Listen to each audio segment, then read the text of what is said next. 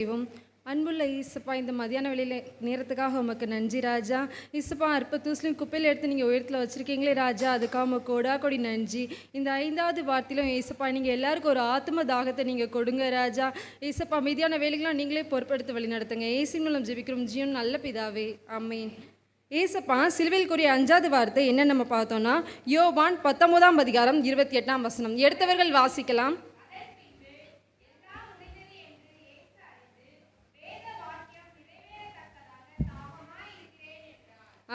ஏசப்பா சிலுவையில் அறையப்படும் போது ஏசப்பா 100% ஒரு மனுஷங்களாக தான் அறையப்பட்டாங்க. எப்படி நம்ம பார்த்தோம்னா, அவங்க ஒரு மனுஷங்களாக தானே இந்த உலகத்தில் வந்தாங்க. அப்போ அவங்களுக்கு நம்மளை மாதிரி தாகம், நம்மளை மாதிரி அடி எல்லாமே பட்டிருக்காங்க. அதனால ஏசப்பாவுக்கு தாகம் ஏற்பட்டது சரீரத்தில் தான்.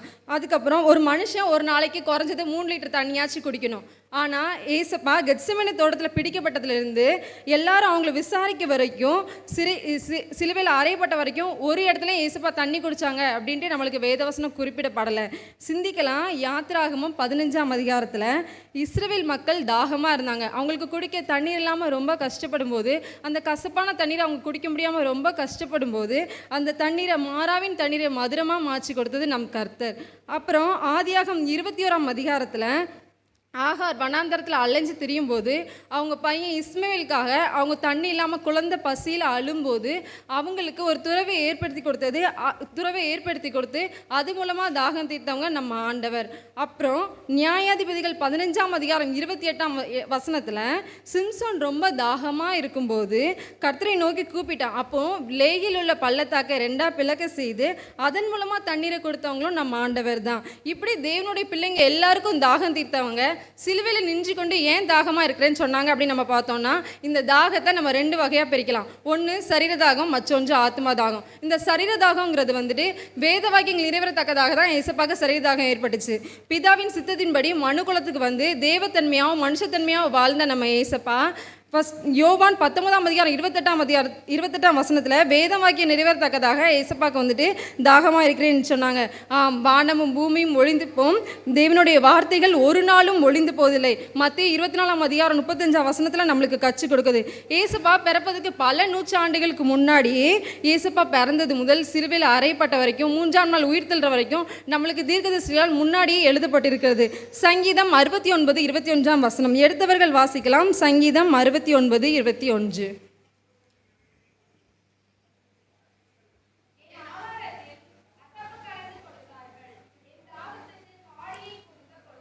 இந்த தீர்க்கதரிசனம் நிறைவேறத்தக்கதாக தான் ஏசப்பாவுக்கு கசப்பு நிறைந்த காடியை கொடுப்பாங்க. ஆனால் ஏசப்பா அதை குடிக்க மறுத்துட்டாங்க. அதுக்கப்புறம் மார்க் 15ஆம் அதிகாரம் 23ஆம் வசனம். எடுத்தவர்கள் வாசிக்கலாம். மார்க் 15:23.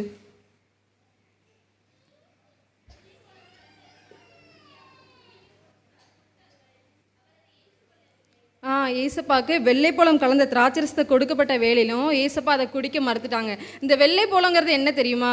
வழி தெரியாமல் இருக்கிறதுக்காண்டி கொடுக்கறது தான் இந்த வெள்ளைப்பழம்.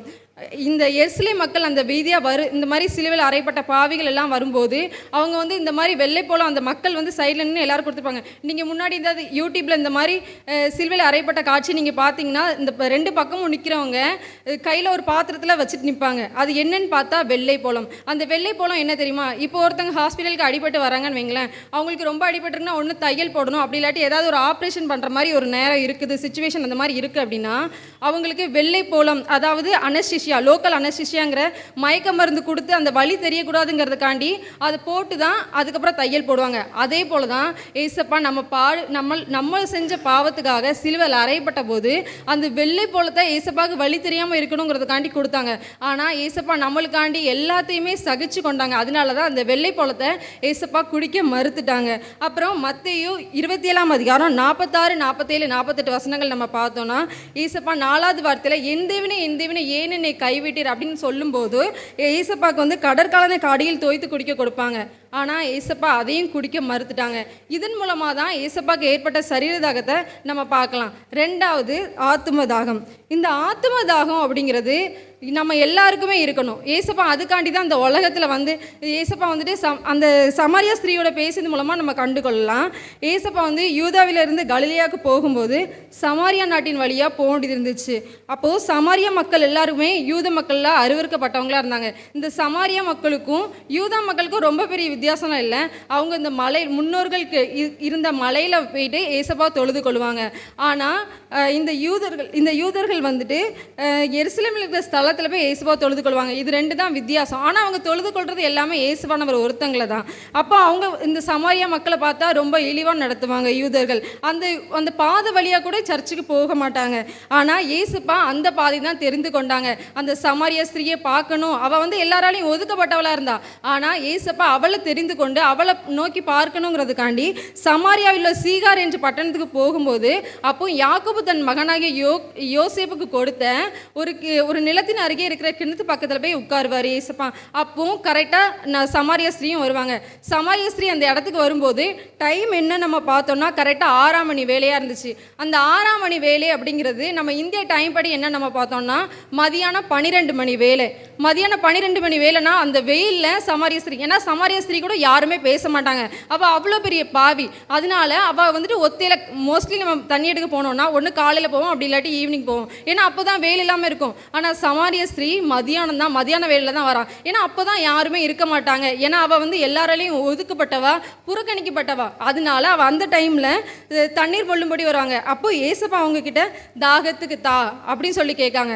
அப்போ தாகத்துக்கு தான் கேட்கும்போது அந்த சமாரிய ஸ்திரீ சொல்லுவாங்க, நீர் யூதனா இருக்கும்போது என்கிட்ட போய் நீங்கள் தாகத்துக்கு தான் சொல்லி சொல்கிறீங்களே அப்படி சொன்னதும் நான் ஏசப்பா சொல்லுவாங்க, நான் கொடுக்க தண்ணீரை கொடுப்பவனுக்கு மறுபடி தாகம் உண்டாகாது அப்படின்னு சொல்லுவாங்க. அது மட்டும் இல்லாமல் அவள் முன்னாடி என்ன நடந்துச்சோ அதெல்லாம் ஏசப்பா சொன்னதும் அவள் நீர் தீர்க்கதரிசியா அப்படின்னு கேட்பா. ஆனால் ஏசப்பா சொல்லுவாங்க, அந்த வசனத்தை எடுத்தவர்கள் வாசிக்கலாம். யோவான் 4ஆம் அதிகாரம் 23ஆம் வசனம். யோவான் 4ஆம் அதிகாரம் 23ஆம் வசனம்.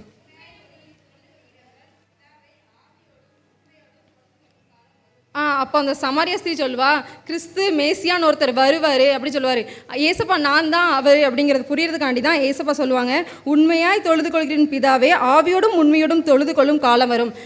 இப்போ தான் அந்த காலம். அதுக்கப்புறம் தான் அவள் கிறிஸ்து தான் இவர் அப்படிங்கிறது புரிஞ்சு கொண்டு சமாரியா நாட்டுக்குள்ளே ஃபுல்லாக போய் சொல்லுவா, இந்த மாதிரி கிறிஸ்து வந்திருக்காரு, நீங்கள் அவங்கள தான் வந்து பாருங்க வாருங்க ஒவ்வொருத்தரையும் சொல்லி கூப்பிடுவா. சமாரியா ஸ்திரீ சொன்னோன்னே அந்த நாடு முழுவதும் இருக்கிற எல்லாருமே ஏசப்பாவை பார்க்கறதுக்கு காண வருவாங்க. அப்போ அந்த சமாரியா ஸ்திரீ மூலமா அந்த நாட்டிலே மிகப்பெரிய ரட்சிப்பு உண்டாயிருக்கு. அவள் அதை போய் சொன்னது மூலமா எல்லாருமே ரட்சிக்கப்பட்டாங்க. இந்த நிகழ்வு வந்து சமாரியால பெரிய மாற்றத்தை கொண்டு வந்தது. அப்புறம் லூக்கா 15ஆம் அதிகாரம் 7ஆம் வசனம். லூக்கா 15ஆம் அதிகாரம் 7ஆம் வசனம்.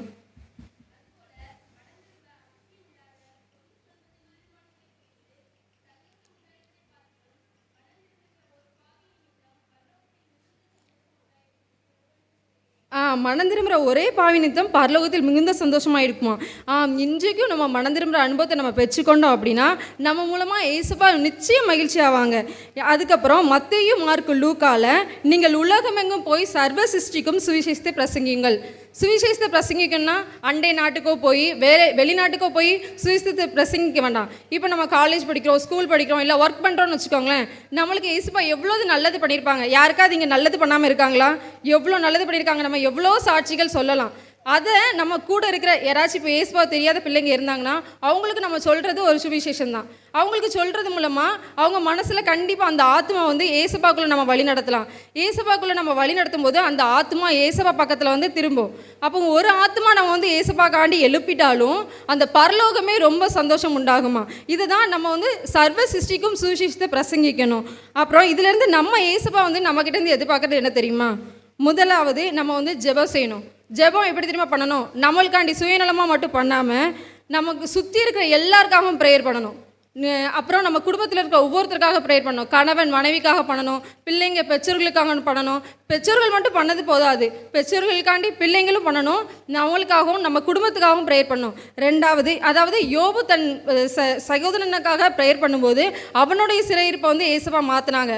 அதே மாதிரி நம்மளுக்கு தெரிஞ்சவங்க யாராவது கஷ்டத்தில் இருக்கும்போது, ஏதாவது பாடுகளில் இருக்கும்போது நம்ம வந்து அவங்களுக்காக ப்ரேயர் பண்ணணும். அப்புறம் விசுவாசம் உள்ளவர்களாக இருக்கணும். யோவான் 7:38 எடுத்தவர்கள் வாசிக்கலாம். யோவான் 7:38.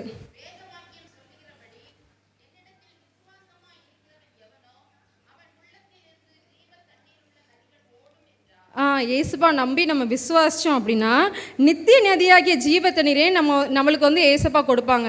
அப்போ இந்த விசுவாசங்கிறது நம்மளுக்கு ரொம்ப முக்கியமானது. மூன்றாவது, இயேசுவிடம் வர வேண்டும். வெளிப்படுத்தின விசேஷம் கடைசி அதிகாரம் 17 வெளிப்படுத்தின விசேஷம் 22 17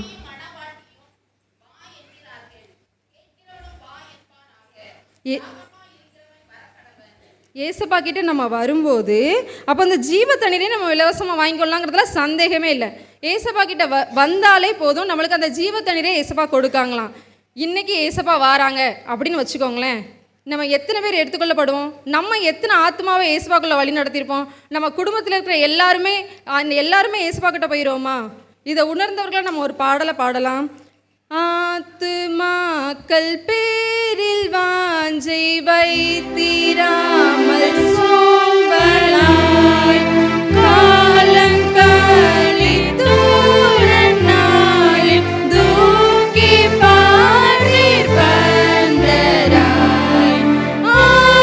ஆத்மாவொன்றும் ரட்சிக்காமல் வெட்கத்தோடு ஆண்டவா வேறும் கையனாக உம்மை கண்டு கொள்ளலாகுமா? இதை உணர்ந்தவர்கள் நம்ம ஒரு விசை தலைகளை தாழ்த்தி ஜெபம் செய்வோம்.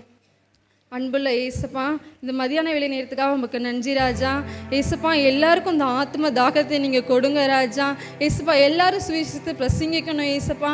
ஏசப்பா, இங்கே இருக்கிற யாருமே வீணாய் போயிடக்கூடாது ஏசப்பா. எல்லாரும் உமக்கு கனி கொடுக்குற பிள்ளைகளாய் மாறணும் ஏசப்பா.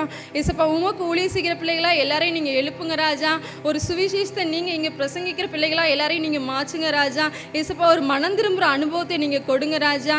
ஏசப்பா, மீதியான வேலைகளாக நீங்களே பொறுப்படுத்த